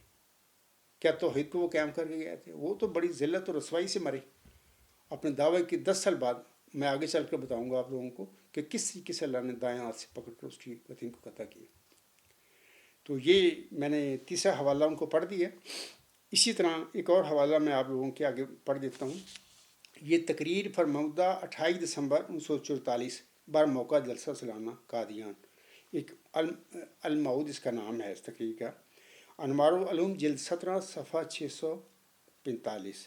یہ جو انوار العلوم کی جلدیں ہیں اس کے حوالہ سے بھی کچھ تھوڑا سا مسئلہ ہے جماعت میں، قادیانی میں 2 قسم کی ایڈیشن ہیں، وہاں پر تھوڑا سا حوالوں میں آگے پیچھے ہو جاتی ہیں باتیں۔ بہرحال میں نے پتہ نہیں کس انوار العلوم کی جلد سے یہ بات نوٹ کی ہوئی ہے۔ مرزا بشیر الدین محمود احمد کہتے ہیں، یہ حوالہ میں نے پڑھ دیا، میں کہتا ہوں اور خدا تعالیٰ کی قسم کھا کر کہتا ہوں کہ میں ہی مسلم موعود کی پیشگوئی کا مصداق ہوں، اور مجھے ہی اللہ تعالیٰ نے ان پیشگوئیوں کا مورد بنایا ہے جو ایک آنے والے موعود کے متعلق حضرت مسیح موعود علیہ الصلوۃ والسلام نے فرمائی۔ جو شخص سمجھتا ہے کہ میں نے افتراء سے کام لیا ہے یا اس بارے میں جھوٹ اور کذب بیانی کا ارتکاب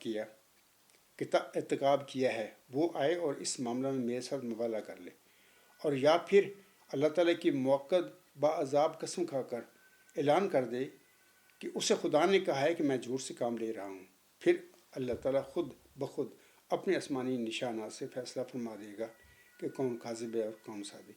اب دیکھیں نا، یہ 1944 کی باتیں ہیں، اس وقت تو وہ موعود ذکی غلام مسیح عثمان جس کی چلہ و شارپوں میں مرزا غلام صاحب کو یعنی محمدی مریوں کو بشارت دی تھی، وہ پیدا بھی نہیں ہوا تھا۔ تو یہ جو مخالفین تھے اس کے متعلق یہ بڑھ کے مارتا پھر رہا تھا۔ تو وہ مطلب کہ موعود ذکی غلام یا موعود نشان رحمت، تو جس کی اللہ تعالیٰ نے محمدی مریم مرزا غلام صاحب کو چلہ و شارپور میں بشارت دی تھی، وہ تو 24 فروری 1954 کو، یعنی 2 ملک بن گیا بر صغیر میں. ہندوستان سے وہ جو قادیان کی وہ جو جماعت تھی وہ ساری وہ بھی ادھر پاکستان آ گئی. تو میرے ماں باپ بھی ضلع لدھیانہ سے ہجرت کر کے ادھر ضلع جھنگ میں آ بسے. تو وہ وجود تو 24 فروری 1954 کو پیدا ہوا. اور اس کا خاکسار نے اپنی اس کتاب ڈیوائن تھیری جو ہے، اس کی ایپیلاگ جو آخر پہ ہے، اس میں میں نے تفصیل سے باتیں کی ہوئی بتایا ہوا ہے میں نے کہ وہ تو 24 فروری 1954 کو پیدا ہوا. تو یہ المعود صاحب یہ جو تقریر کرتا پھر رہا تھا 1944 میں، تو یہ کس طرح سخت الفاظ اس نے اپنے متعلق کہے کہ اللہ تعالیٰ لانتیوں کو چھوڑتا نہیں. تو بھی خود کہتا ہے میں اس کی قسم کھا کر یہ دعوے کر رہا ہوں. بہر پھر آگے میں آپ لوگوں کو بتاتا ہوں کہ پھر ہوا کیا ہے.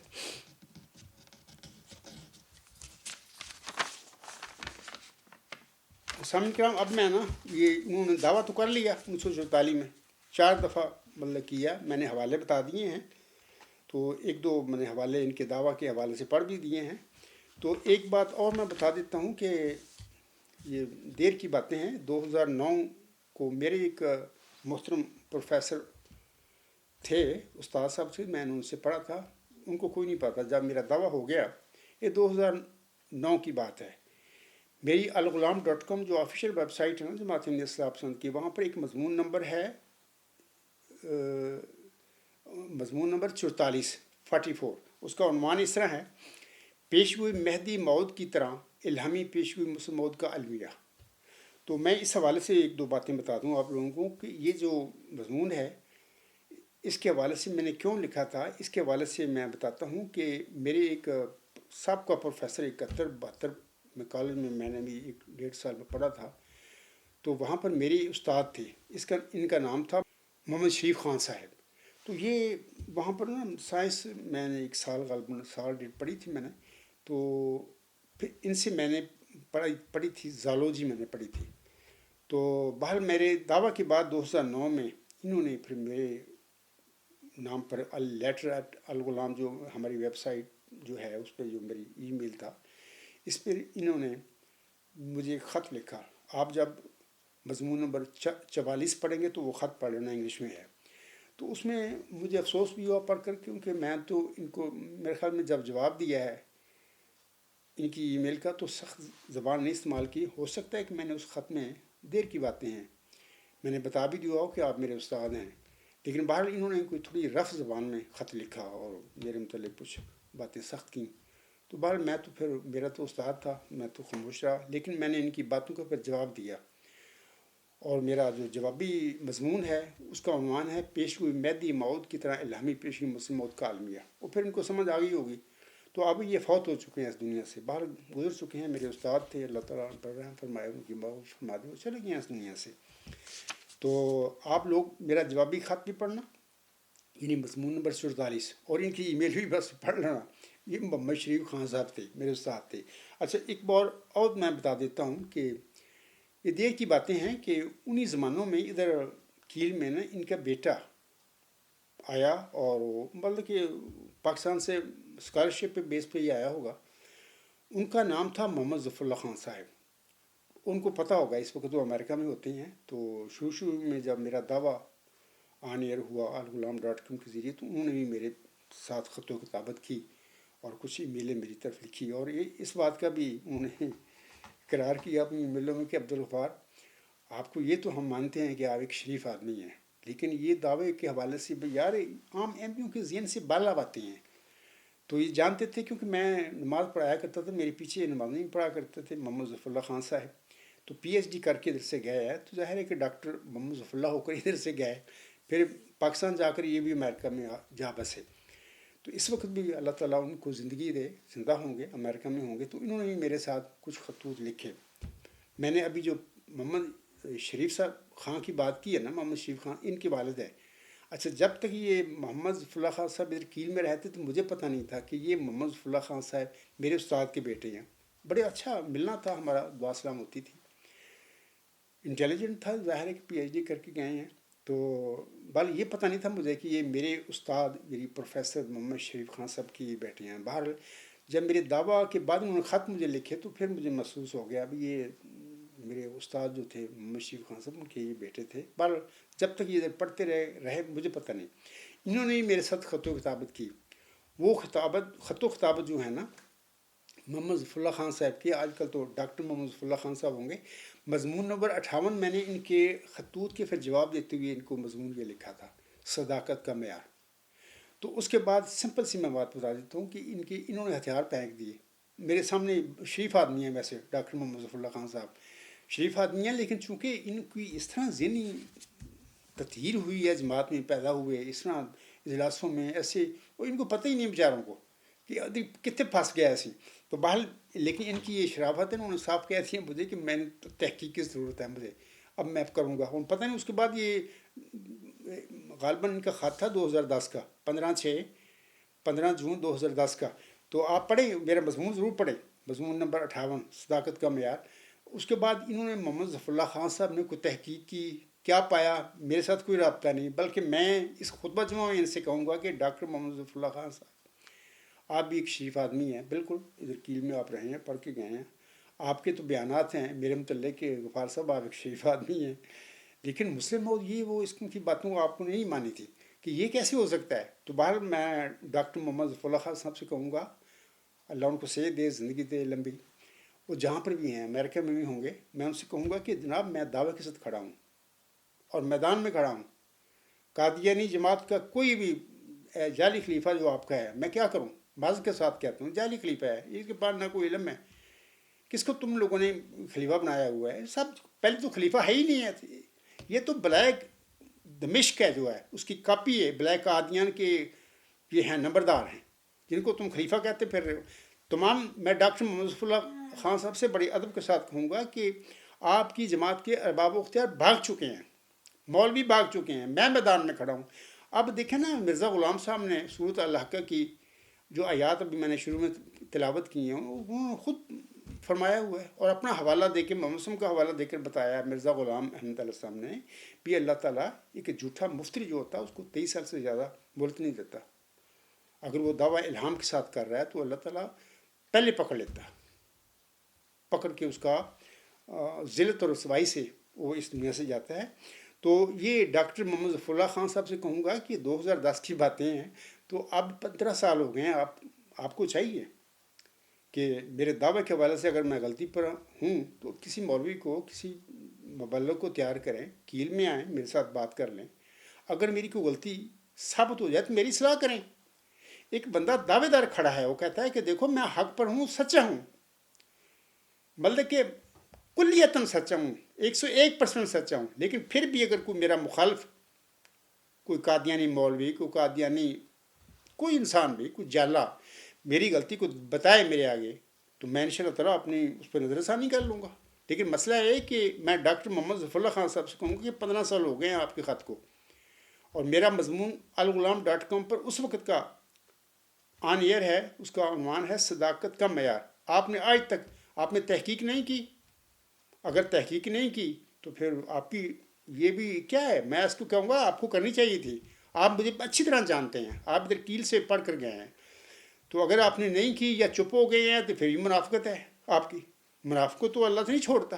تو یہ بھی اللہ آپ پر رحم فرمائے جہاں پر بھی ہیں آپ. ڈاکٹر محمد ظفر اللہ خان صاحب میرے لیے آپ کافی معزز ہیں، میں آپ کو سمجھتا ہوں، کوئی شریف آدمی ہیں آپ بھی، اللہ تعالیٰ آپ کو سمجھ دے. اس کے بعد میں سامعین کو بتانا چاہتا ہوں، یہ تو عام باتیں تھیں. مرزا بشیر الدین محمود احمد کے دعویٰ کے بعد نا، پھر جب انہیں ابھی میں نے بتا دیے ہیں، حوالے بھی دے دیے ہیں، 2 دعووں کا ذکر بھی کر دیا ہے، ان کے بھی حوالے دے دیے ہیں. دعویٰ کے بعد مرزا بشیر الدین محمود کو اللہ نے پھر دائیں ہاتھ سے پکڑا، یعنی واحد اور قہار خدا کی قسمیں کھا کر دعویٰ کرنے کے 10 سال بعد اللہ تعالیٰ نے مرزا بشیر الدین محمود احمد کو پکڑا. اور اس کے حوالے سے تاریخ احمدیت جلد 17 صفحات 230 تا 231 پر آپ دیکھ لینا. میں چاہتا ہوں وہ پڑھ دوں آپ لوگوں کے آگے، آپ کی کام کی باتیں ہیں. یہ لکھنے والے ہیں میرے خیال سے مولانا صاحب ہیں، ابو العطا صاحب ہیں، وہ لکھتے ہیں. مرخہ 10 مارچ 1956 بروز بدھ قریباً 3:45 بجے مسجد مبارک ربا میں نماز اثر پڑھا کر ہمارے امام حمام حضرت امیر المومنین مرزا بشیر الدین محمود احمد اید اللہ بن نصر العزیز واپس تشریف لے جا رہے تھے. یہ ابو العطا صاحب عطاء المجیب راشد صاحب جو ہیں لندن کے امام ہیں، مولوی ہیں، جو بھی ہیں مجھے نہیں پتہ، ان کے والد صاحب تھے. تو میں تو عطاء المجیب راشد صاحب کو بھی عرصہ ہو گیا بلا رہا ہوں، سب کو بلا رہا ہوں، کوئی بھی میرا سامنا کرنے کے لیے تیار نہیں ہے. اگر کوئی احمدی بہن بھائی اور بزرگ سمجھے کہ جمبا صاحب آپ یہ باتیں غلط کہہ رہے ہیں، تو میں ان سے کہوں گا بھی میں ٹھیک ہوں، کیونکہ اگر آپ سمجھتے ہیں کہ میری باتیں غلط ہیں تو کسی مولوی کو، کسی مربی کو، کسی جیالے کو کھڑا کرو میرے مقابل، میرے نہ بات کر لے. کیل میں بات ہماری ہو سکتی ہے، فرینکفرٹ میں ہو سکتی ہے، اور لندن میں ہو سکتی ہے.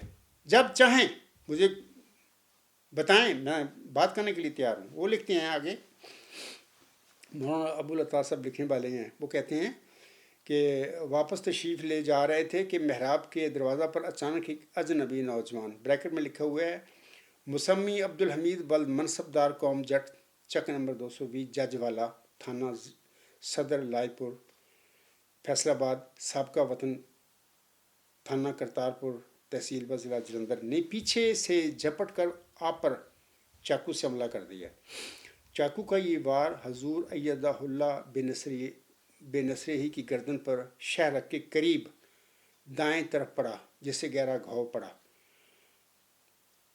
حملہ آور نے دوسرا وار بھی کیا، مگر محمد اقبال صاحب محافظ کے درمیان میں آ جانے کے باعث اس مرتبہ حضرت امیر المومنین ایدہ اللہ بے نصرے ہی کی بجائے چاقو سے جا لگا اور وہ زخمی ہو گیا. یہاں پر وہ جو کہتے ہیں گردن پر شہر رکھ کے قریب دائیں طرف پڑا جس سے گہرا گھاؤ ہو گیا، اور یار وہ بتین قطع ہو گئی تھی، وہ کٹ گئی تھی. میں ان شاء اللہ تعالیٰ بارہ بتا چکا ہوں حوالے دے کے، تو اگر ہو سکا تو اس میں خطبہ جمعہ میں آپ لوگوں کو دکھا دوں گا. ان کی ہی جو عالم تھے ان کی تحریریں کہ جن میں یہ صاف باتیں بیان کی ہوئی ہیں کہ اس کی شہرت اللہ نے کاٹ دی تھی. اس کے بعد پھر وہ نمازیوں نے حملہ آور کو پکڑنے کی کوشش کی اور کافی جد و جہد کے بعد اسے قابو میں لایا گیا، اور اس کوشش میں بعض دوسرے بھی زخمی ہوئے. اس کے بعد میں یہ باتیں چھوڑ دیتا ہوں. یہ حوالہ آپ نے تاریخ احمدیت جلد 17 صفحہ 230 تا 200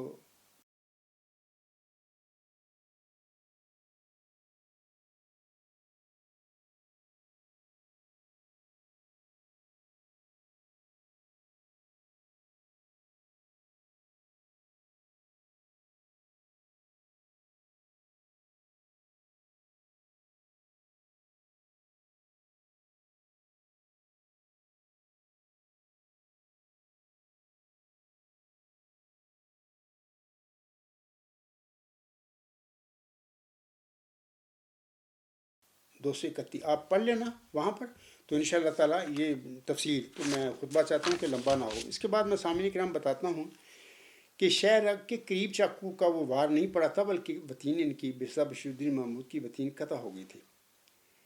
چاقو کا یہ زخم سامعین کرام کافی لمبا اور گہرا تھا، لیکن بعد ازاں دھیرے دھیرے یہ زخم وقت کے ساتھ مندمل ہوتا گیا.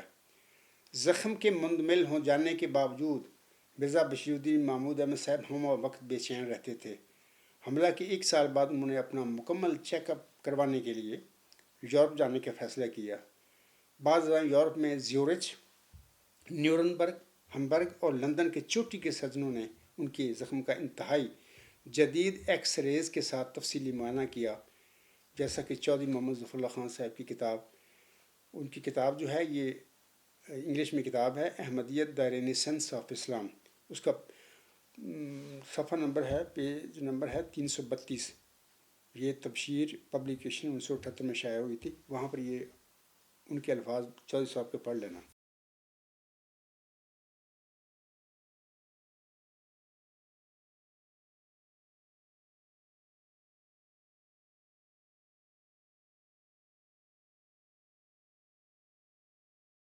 وہ لکھتے ہیں چودھری صاحب، میں وہ پڑھ ہی دیتا ہوں آپ لوگوں کو.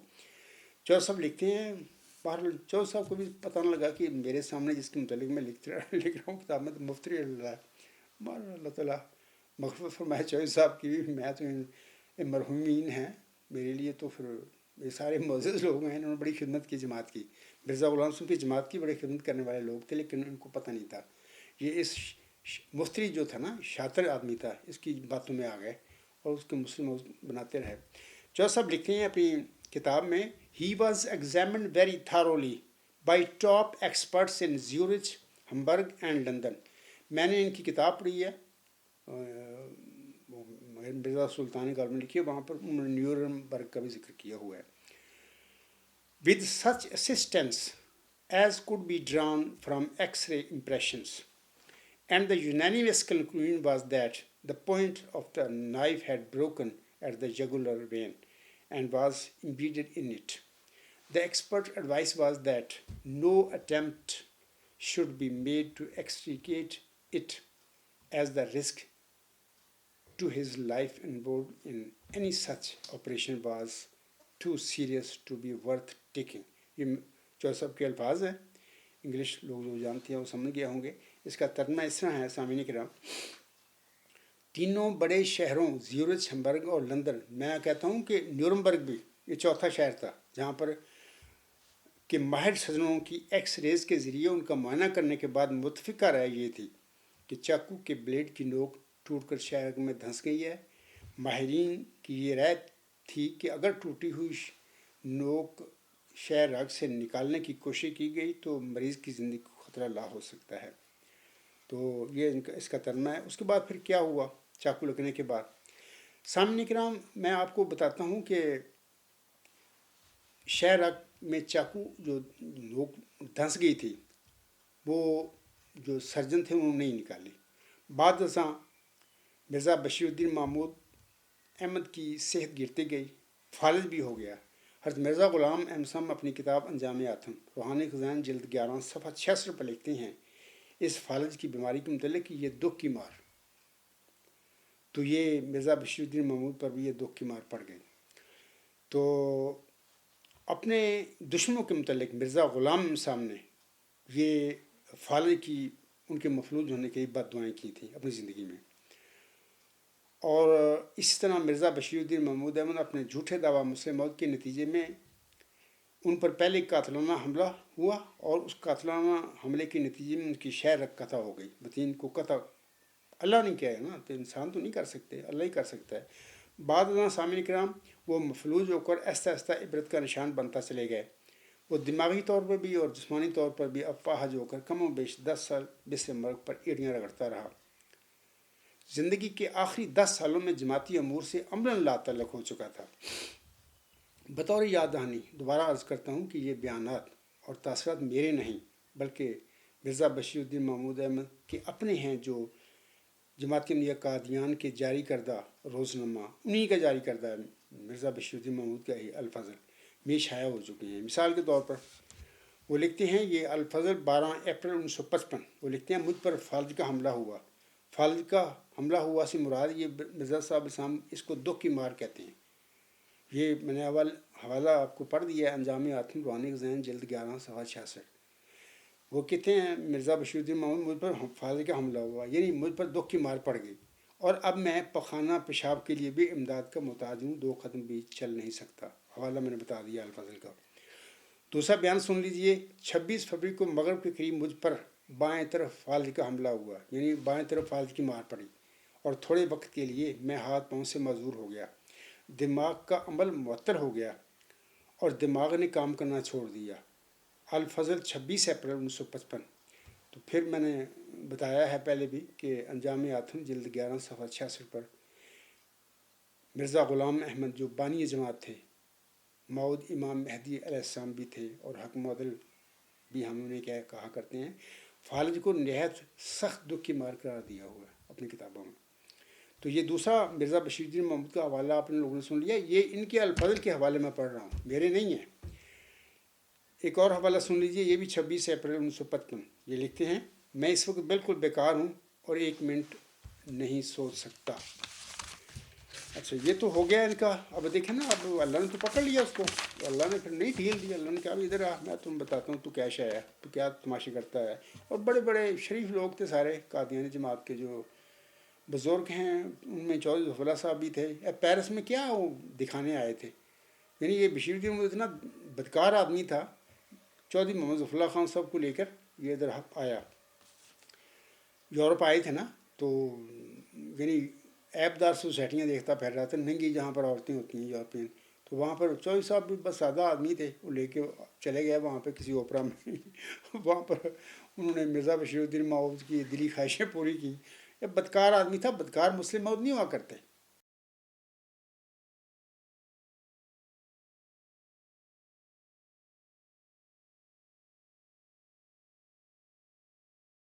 تو میں سامعین سے کہوں گا کہ جو میرے احمدی بہن بھائی اور بزرگ جو سوچتے ہیں، بعض بات تو کہتے ہوں گے کہ جمبا صاحب یہ کیوں کہتے ہیں. بھائی میں کیا کہتا ہوں، یہ حوالے ہیں ان کے. اور پھر میں یہ بھی ضمنی سی بتا دیتا ہوں بات اگلا ان کا حوالہ پڑھنے سے پہلے، کہ جناب میں ڈاور میں پیدا ہوا 24 فروری 1954 کو. جنگل میں بلکہ پیدا ہوا، گاؤں میں بھی نہیں. پھر وہاں پر رہا لمبا عرصہ، اور پرائمری کی اپنے ڈاور میں، پھر مڈل اسکول احمد نگر سے 8 جماعت کی. پھر 1969 کو میں تعلیم الاسلام ہائی اسکول ربہ میں داخل ہوا. وہاں پر میں میٹرک کیا. پھر میں کچھ 1 سال قریباً کالج میں پڑھا ریگولر، پھر میں چھوڑ دیا کیونکہ میرے حالات ایسے تھے، میں ریگولر نہیں پڑھ سکتا تھا. تو میں سامنے کیوں بتاتا ہوں کہ دیکھیں نا، میں پھر ایم اے کیا، دارالحمل میں رہا. دارالحمل کے دوست احباب سارے وہ جماعت احمدی قادیان کو ہاسٹل ہے دارالحمل، وہاں جانتے ہیں مجھے. ربع میں رہا ہوں یار، مطلب کہ یعنی جو مجھ پر کوئی ایک بندہ بھی اس قسم کا وہ ثابت کر دے. ڈاور میں رہا ہوں، ربع میں رہا ہوں، کراچی میں رہا ہوں، لاہور میں رہا ہوں، یا کوئی ایک بندہ بھی کوئی میرا مخالف اٹھ کے میرے متعلق اس قسم کا بیان دے دے کہ میں نے کسی جگہ پر کسی کے ساتھ زیادتی کی اوریجن سے، اگر ہے ہی نہیں تو ان کی پڑھیں کتابیں، شاعر صدوم پڑھیں، ربع کا راسپوٹن پڑھیں. یعنی وہ جو لکھی ہوئی ہیں ان کے اپنے بندوں نے لکھی ہوئی ہیں، ان کے جو علماء تھے وہ کہتے ہیں کہ پرلے درجے کا بدکار آدمی تھا. اور میں سامنے کو کہتا ہوں کہ میں رہا ہوں ادھر اپنا، کوئی گھر میں چھپ کے نہیں رہا ہوں، بلکہ بڑا اچھا ڈاور میں جب میں رہا کرتا تھا. جب 1969 میں آؤں تو پھر میں نے یہ کھیل چھوڑ دیا تھا. اچھا کھلاڑی تھا میں، والی بال بھی کھیلا کرتے تھے، کبڈی بہت اچھا میں کھیلتا تھا. لمبی باتیں ہیں، اس زمانے کی باتیں ہیں. تو مطلب کہ ایک بندہ ہے، کھلاڑی ہے، کھیلتا ہے دوستوں میں، کوئی بندہ ایک بندہ بھی میرے متعلق یہ بندہ کو الزام لگا کر دکھا دے، حلف موقت بعذاب کے ساتھ کو لگائے، تو میں اسٹیج پہ کھڑا ہو کر اس کا حلف موقت بعذاب کا رد کروں گا. یہ اس بندے پر ایک نہیں، 2 نہیں، 20 بلکہ سینکڑوں حلف موقت بعذاب کے ساتھ عورتوں نے، مردوں نے، لڑکیوں نے، لڑکوں نے الزام اس پر لگائے. یہ بندہ 4 گواہ لے کر چھپا کر بیٹھا رہا کہ نہیں 4 گواہ لے ہو. تو یہ 4 گواہوں والی اور بات ہے سورۃ نور میں جو اللہ نے فرمایا ہوا ہے عاصم کی زوجہ محترم پر جب مخالفین نے الزام لگایا، تو یہ اور بات ہے. وہ خاص اس نبی کی بیوی کے متعلق اللہ نے یہ بات فرمائی ہوئی ہے، عام نتو فتو کے لیے نہیں ہے کہ جو اٹھے کسی سے زیادتی کر لے جنسی، اور پھر اس کے بعد جب وہ لڑکی یا لڑکا الزام لگائے تو اس کو کہے گی 4 گواہ لے آئے. یہ ایسی باتیں نہیں، بلکہ جوش مری آبادی نے کہا تھا. تو اگر ان باتوں کو دیکھا جائے تو اسلام میں تو پھر زنا کی کوئی سزا کوئی نہیں ہے. میں نے پڑھ کر سنایا ہوگا کبھی پہلے بھی آپ لوگوں کو جوش مری آبادی کا یہ بیان جو ہے. تو اب میں بتاتا ہوں کہ یہ ایک اور بیان سن لیجئے. یہ جو ہے نا اخبار الفضل مورخہ 19 اگست 1961 صفحہ 2 پر لکھتے ہیں. یہ ڈاکٹر مرزا منور انہی کی بیٹا تھا، ڈاکٹر بھی تھا. وہ لکھتا ہے اعصابی بے چینی بصورت نشان اور جذبات کی شدت، یعنی رقت، اور جو مقدس ہستیوں یا مقدس مقامات کے ذکر پر عموم پیدا ہو جاتی ہے، کم و بیش جاری ہے. یا بندہ پوچھے بھی یہ مقدس کتوں بن گیا؟ یہ تو بدکار آدمی تھا، لیکن چونکہ ان کا بیٹا تھا نا، ڈاکٹر تھا منور، انہوں نے تو یہی لکھنا تھا، جبکہ بدکار آدمی تھا. آگے وہ لکھتے ہیں چند دن ان علامتوں میں قدرے فرق محسوس ہوتا ہے تو پھر چند دن زیادتی معلوم ہوتی ہے، اور اس طرح یہ سلسلہ چلا جاتا ہے. لیٹے رہنے کے باعث ٹانگوں میں کھچاوٹ اور اکڑاؤ بھی بدستور ہے. کوئی ممکن کوشش حضور کو چلانے کی کامیاب نہیں ہو رہی. حضور حضور تھی بس انہوں نے گل مک دی، ابھی الف تو لے کے یہ تک حضور ہی حضور ہیں. ہم سب بدکار لوگ ہیں، ان میں نہ کوئی تقوی ہے، نہ کوئی شرافت ہے، نہ کوئی انسانیت ہے. لوگوں کو پکڑ کے انہوں نے غلام بنایا ہوا ہے. مرزا غلام صاحب کی جماعت پر قبضہ کر کے یہ سارا کچھ انہوں نے کیا ہوا ہے، مرزا بشیر الدین محمود اور اس کی اولاد نے. تو باقی بہرحال میں تو میرا کام تو ہے سمجھانا، باقی میں نہیں سمجھتا کہ احمدی جو ہیں میرے خطبات سنتی ہیں یا جن کا تعلق قادیانی جماعت سے یا لاہور سے ان پر کوئی اثر ہوگا. لگتا نہیں مجھے. ہاں باقی اللہ تعالیٰ کا کام ہے، اللہ چاہے کس کو ہدایت دینا تو اس کے کوئی مشکل نہیں. وہ بڑے بڑوں کو اس نے سیدھا بھی کر دیا اور ہدایتیں بھی دی ہیں. تو بہرحال میں یہ کہوں گا کہ اللہ تعالیٰ آپ کو بھی سمجھ دے، وہاں میرے احمدی بہن بھائی اور بزرگ جو سننے والے ہیں. تو سامعین کرام پھر میں آخر پہ کہہ دیتا ہوں کہ مضمون نمبر 58 صداقت کا معیار، یہ ڈاکٹر محمد ظفر اللہ خان صاحب ہیں، امریکہ میں ہوں گے میرے خیال آج کل. تو میں ان سے بھی کہوں گا، باقاعدہ میں نام لے رہا ہوں ان کا، کہ دیکھیں آپ نے تحقیق نہیں کی، 15 سال ہو گئے ہیں، آپ کو چاہیے تھے تحقیق کرنا. اس کے بعد یار ایک شریف آدمی ہے، نیک آدمی میں تو آپ کو سمجھتا ہوں، آپ ادھر کل میں پڑھ کے گئے ہیں، میرے ساتھ آپ کی خط و کتابت ہے، اس کے بعد کیوں آپ غائب ہو گئے ہیں؟ ڈاکٹر محمد ظفر اللہ خان صاحب، اگر آپ میں سچائی ہے، کوئی تقوی ہے، کوئی دیانتداری ہے، آپ نے مرنا ہے، میں نے بھی مرنا ہے. آپ کو چاہیے کہ دعویٰ جو ہے بشیر الدین محمود کا دعویٰ یا اس عارض کا دعویٰ میں کھڑا ہوں لے کر، اس کے حوالے سے اپنی عاقبت نہ خراب کریں. ڈاکٹر محمد ظفر اللہ خان صاحب اپنی عاقبت کا فکر کریں. یہ 4 دن کی یہ جماعت میں عہدے شہدے سارا کچھ ہے، ختم. اپنی آخرت کو بچاؤ. آپ کے والد صاحب، میں نے ابھی بتایا اس خطبہ میں کہ وہ محمد شریف خان صاحب میرے استاد تھے. انہوں نے بھی، میں نے مضمون نمبر بتا دیا، مضمون نمبر 44، اور ایک رفسی مجھے ای میل لکھی، اور ان کو پتہ ہی نہ ہوگا اور سنتے ہوں یہ دعوے دار ہے. یعنی تربیت اس طرح لوگوں کی گئی ہے، ابھی کوئی بھی دعویٰ کرے اس کو پکڑ لو، اس کو ایسا تیسی کر دو اس کی. حالانکہ پڑھا لکھا آیا تھا. پھر جب میں پڑھا تھا ان سے، اس وقت تو وہ پروفیسر ہی تھے، بعد میں پی ایچ ڈی بھی کی انہوں نے پنجاب یونیورسٹی سے غالباً، محمد شریف صاحب نے. تو باہر پھر امریکہ چلے گئے، وہیں سے پھر انہوں نے میرے نام خط لکھا تھا. ابھی میں نے بتا دیا 2009 کو خط لکھا تھا میرے دعوے کے حوالے سے، تو میں نے بڑے ادب کے ساتھ ان کو جواب دیا.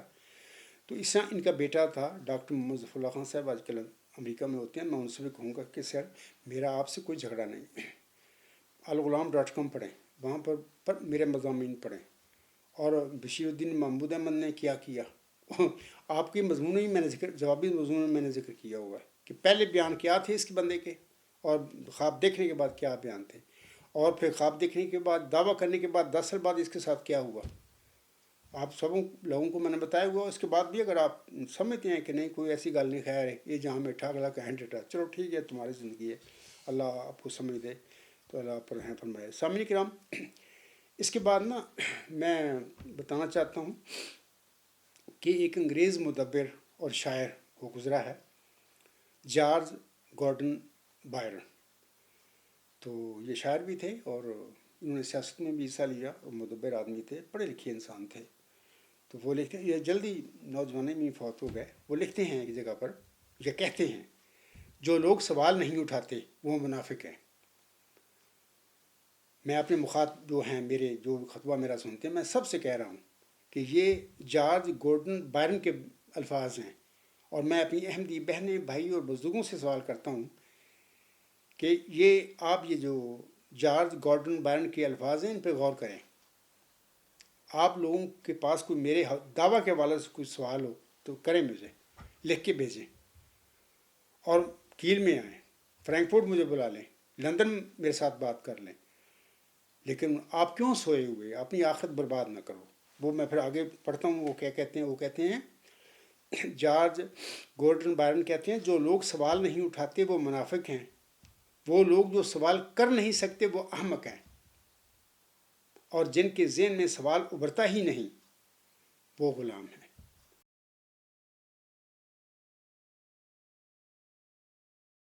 میں اپنی احمدی بہنوں بھائیوں اور بزرگوں سے کہوں گا کہ یہ جارج گارڈن بائرن کے الفاظ ہیں. آپ اپنے متعلق ان الفاظ کے مطابق غور کریں کہ آپ کہاں کھڑے ہوئے ہیں، آپ کیا ہیں. کیا آپ منافق ہیں، یا آپ احمق ہیں، یا آپ غلام ہیں؟ خود فیصلہ کر لیں. اس کے بعد سامعین کرام، کسی نے کیا خوب کہا ہے کہ آپ کا سارا فلسفہ، ساری تحریریں، سارا مسودہ، ساری دلیلیں، سارے حوالے، سارے الفاظ سب ردی ہیں اگر سامنے والا کباڑیا ہے.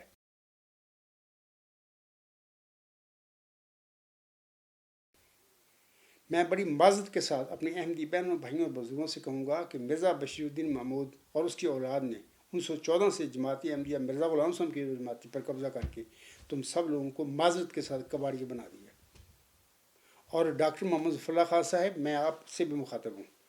آپ کباڑیے تو نہیں ہیں، آپ تو پڑھے لکھے ہیں، ادھر کیل میں آپ پی ایچ ڈی کر کے گئے ہیں، آپ کو جانتا ہے، آپ نے بیشتر نمازیں میرے پیچھے پڑھی ہوئی ہیں، لیکن آپ ہیں شریف آدمی، میں اس خطبہ جمعہ میں بھی کہہ رہا ہوں، لیکن پتہ نہیں آپ منافق ہیں یا احمق ہیں یا آپ غلام ہیں، یہ کیا ہیں مجھے نہیں پتہ۔ ڈاکٹر محمد ظفر اللہ خان صاحب، آپ اپنے متعلق فیصلہ کریے آپ کیا ہیں۔ تو بہرحال مرزا بشیر الدین محمود اور اس کی اولاد نے آپ سب لوگوں کو آج تک 2025 تک، آج کے خطبہ جمعہ کہہ رہا ہوں میں، آج کا خطبہ جمعہ، آپ لوگوں کو کباڑی بنا دیا ہے۔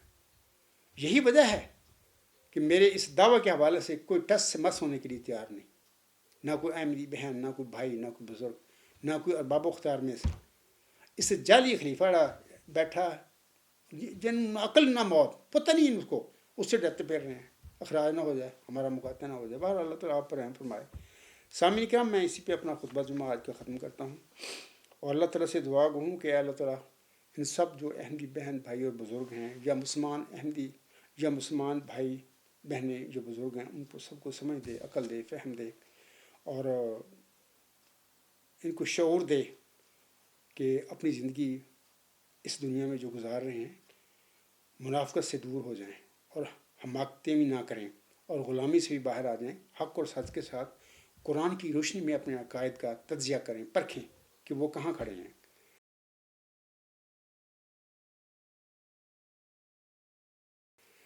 کیونکہ مرنے کے بعد دوبارہ اس دنیا میں نہیں پھر ہم آ سکتے۔ اللہ تعالیٰ نے منع کیا ہوا کہ جو لوگ پھر مر جائیں وہ کہیں گے وہاں پہ اللہ تعالیٰ ہمیں موقع دے کہ دوبارہ ایک بڑی زندگی بے ہم غلط کام نہیں کریں گے، اپنے عقیدے بھی ٹھیک کر لیں گے، اللہ نے کیا کرنا ہے۔ میں نے لکھ چھوڑا ہے کہ جو مر گیا پھر وہ واپس نہیں آئے گا۔ بہرحال میں بھی اپنی احمدی بہنیں بھائی بزرگ اور مسلمان بہن بھائی اور بزرگوں سب سے کہوں گا کہ عقل سے کام لیں، یہ موقع ہے تمہارے پاس۔ میں دعوے کے ساتھ کھڑا ہوں، اور الحمدللہ بارہا میں نے بتایا ہے کہ چلہ و شارپوں میں محمدی مریم مرزا غلام صاحب کو جس مئو نشان رحمت یا مئو ذکی غلام کی بشارت اللہ تعالیٰ نے دی تھی، جس کو آپ علیہ السلام نے اپنی تحریروں میں مسلم مود کا نام دیا، یہ اس عجز کا دعویٰ ہے۔ اور علاوہ اس کی میرا یہ بھی دعویٰ ہے کہ 15 صدی ہجری کے سر پر میں ہی، یعنی یہ عجز ہی مود مجدد صدی 15 بھی ہے۔ اور میں یہ بھی دعویٰ کرتا ہوں کہ آنسو نے جو نزول مسیح صاحب نے کی پیشگوئی امت کے آگے رکھی ہوئی ہے، جو پیش کی ہوئی ہے، اس کا مصداق بھی یہ عجز ہے۔ اگرچہ میرے آقا محمدی مریم حضرت مرزا غلام صاحب نے بھی اپنا دعویٰ زندگی میں کر لیا تھا نزول مسیح صاحب مریم کی پیشگوئی کے مصداق ہونے کا، یہ آپ کا اطاعت تھا، یہ درست نہیں تھا۔ دیکھیے وہ دو وجود ہیں، آنسو نے فرمایا ہوا ہے وہ امت کیسے ہلاک ہو جس کے اول میں درمیان میں مہدی، اور آخر پہ ایک روایت میں مسیح ہوگا، اور ایک روایت میں آنسو نے فرمایا کہ عیسیٰ بن مریم ہوگا۔ مہدی اور مسیح عیسیٰ بن مریم موعود جو دونوں ہیں الگ الگ وجود ہیں۔ میرے آقا مرزا غلام احمد علیہ السلام محمدی مریم تھے، آپ موعود امام مہدی تھے، آپ موعود مسیح عیسیٰ بن مریم، جو نزول مسیح عیسیٰ بن مریم کی پیشگوئی کا مصداق وجود ہے، امتی فرد جو ہے وہ آپ نہیں تھے۔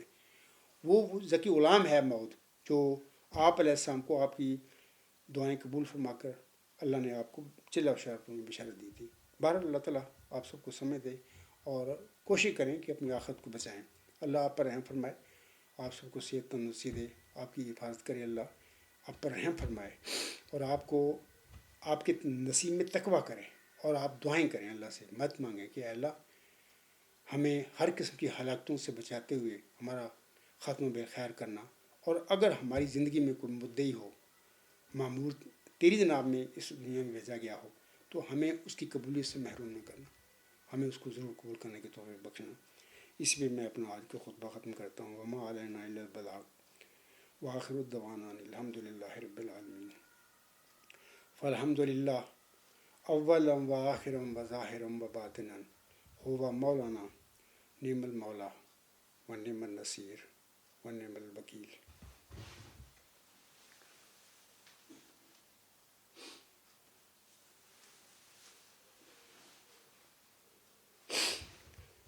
الحمد للہ الحمد للہ نحمدہ ونستعینہ ونستغفرہ ونؤمن بہ ونتوکل علیہ ونعوذ باللہ من شرور انفسنا ومن سیئات اعمالنا، من يهده الله فلا مضل له ومن يضلله فلا هادي له ونشهد أن لا إله إلا الله ونشهد أن محمدا عبده ورسوله عباد الله رحمكم الله إن الله يأمر بالعدل والإحسان وإيتاء ذي القربى وينهى عن الفحشاء والمنكر والبغي يعظكم لعلكم تذكرون اذكروا الله يذكركم وادعوه يستجب لكم ولذكر الله أكبر